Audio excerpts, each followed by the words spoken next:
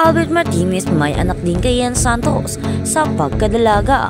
Kung bago ka lang sa channel na ito, huwag kalimutang mag-like, share, comment, and subscribe. Isa sa mga kilalang pangalan sa industriya ng pelikula at television sa Pilipinas ay si Albert Martinez, isang mahusay na aktor na nagtaglay ng maraming parangal at pagmamahal mula sa mga tagahanga.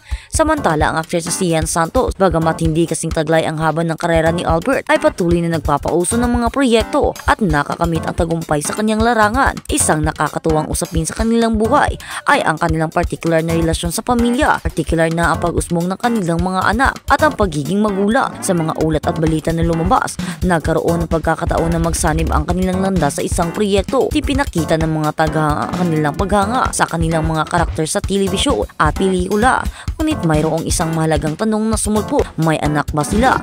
At kung mayroon, paano nila pinapahalagahan ang pag-aalaga at pagpapalaki sa kanilang mga anak? Si Albert Martinez ay isang respetadong aktor at ama.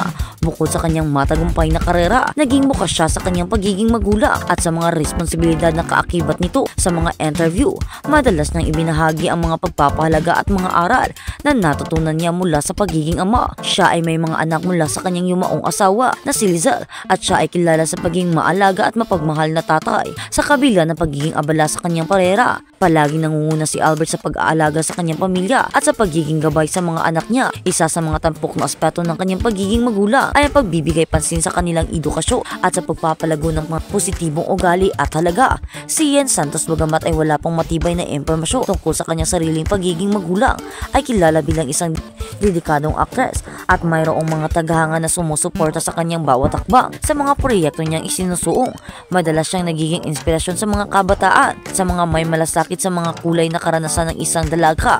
Hindi pa rin napag-usapan kung siya ay may anak, ngunit marami pa rin mga aspeto ng kanyang buhay ang patuloy na sinusubaybaya ng mga tao. Tulad ng ibang mga kabataan, si Ian Santos ay patuloy na pinapalagaan ang kanyang mga personalidad na hangarin, karera at mga pangarap.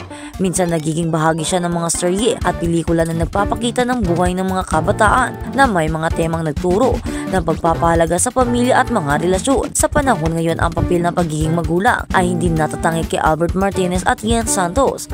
Bagamat may mga pagkakaiba sila sa personal na buhay, pareho nilang isinasaalang-alang ang mga personalidad at hamon ng pagiging magulang. Hindi madali ang pagpapalaki ng anak, ngunit patuloy nilang pinapakita sa publiko ang kahalagahan ng pamilya at mga pag-aalaga sa mga kabataan, lalo na sa mga panahon ng pagbabago at pag-unlad. Hindi alintana ang mga personal nilang buhay. Si Albert Martinez at Ian Santos ay parehong mga inspirasyon sa kanilang industriya, habang patuloy silang nagbibigay ng alyo at inspirasyon sa kanilang mga tagahanga.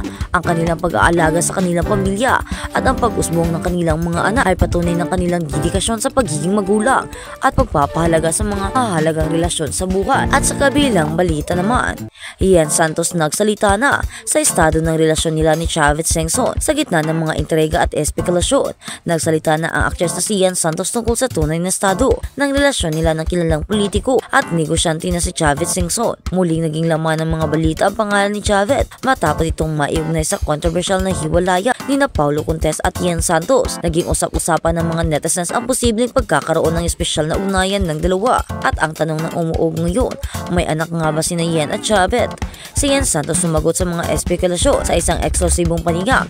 Diretsang sinagot ni Ian Santos ang mga akusasyon at sinabi na kumakalat online, wala pong katotohanan ang mga balitang iyon. Magkaibigan lamang po kami ni Mr. Chavit Singson at wala po kaming anak.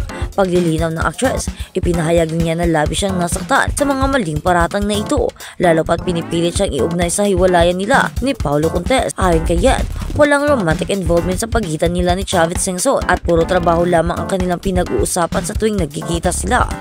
Masyado pong malayo sa katotohanan ang mga haka-hakang iyan. We respect each other professionally at wala pong ibang namamagitan sa amin.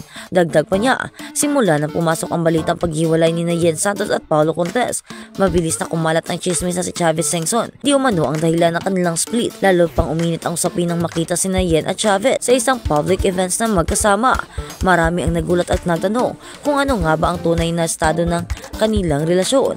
Nagsalita rin si Chavez Singson upang linawin ang issue. Ayon sa kanya, wala siyang kinalaman sa hiwalayan ng actress at ang dating nobyo. Kaibigan lang kami ni Yen. Wala pong katotohanan na kami ay may relasyon o may anak. Giit pa ni Chavez sa isang press interview. Iba't ibang naging reaksyon ng publiko sa mga pahayag ni Yen at Chavez habang may mga naniniwala sa kanilang mga paliwanag. Marami rin ang natiling nagdududa at naghahanap ng mga ebidensya. Marami ang naglabas ng kanilang opisyal na social media kung saan ang ilan ay nagpahayag ng kanilang suporta kay Yen habang ang iba naman ay nagpatuloy sa pagkakalat ng espekulasyon. Hayaan na lang natin sila kung ano man ang totoo.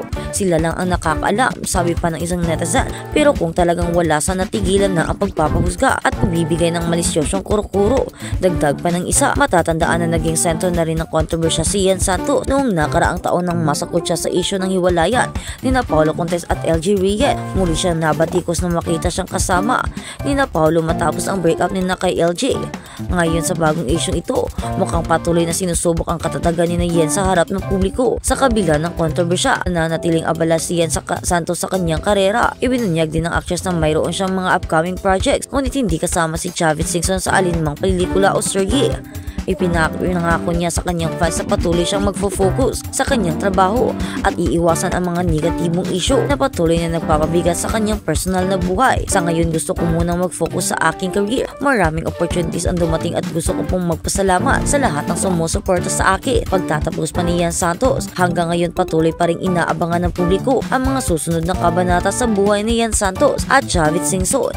Magkaibigan nga lang ba talaga sila o may mas malalim pa silang ugnayan na hindi pa nila isinasa publiko? Anuman ang katotohanan, ang mahalaga ay kanilang kapakanan at kapayapaan ng kanilang mga pamilya. Patuloy na tumututok para sa karagdagang updates tungkol sa mga issue ito. At sa kabilang balita naman, Yen wala nang takot sa mga netizen. Muling binuksan ni Yen Santos ang comment section ng kanyang Instagram. Ito ang nadiscover ng mga netizen na makitang hindi naka-limited mode ang comment section ng IG nito sa close na selfie nito sa kanyang Instagram na may caption Happy Sunday. Makikitang maraming comments sa post nito. Dati ay restricted at wala ni isang reaction mula sa mga netizens. Ikinatuwa ng mga netizens ang pagbukas niya ng comment section niya, pero niratrat si Paulo Contes na nila deserve raw ito ng mahiwalayan ni Yen kung totoo man, dahil lumayo si Yen sa showbiz mula nang maling kay Paulo. Hinihikaya siya ng kanyang mga fan na bumalik na ito sa showbiz, lalo na sa mga teleserye.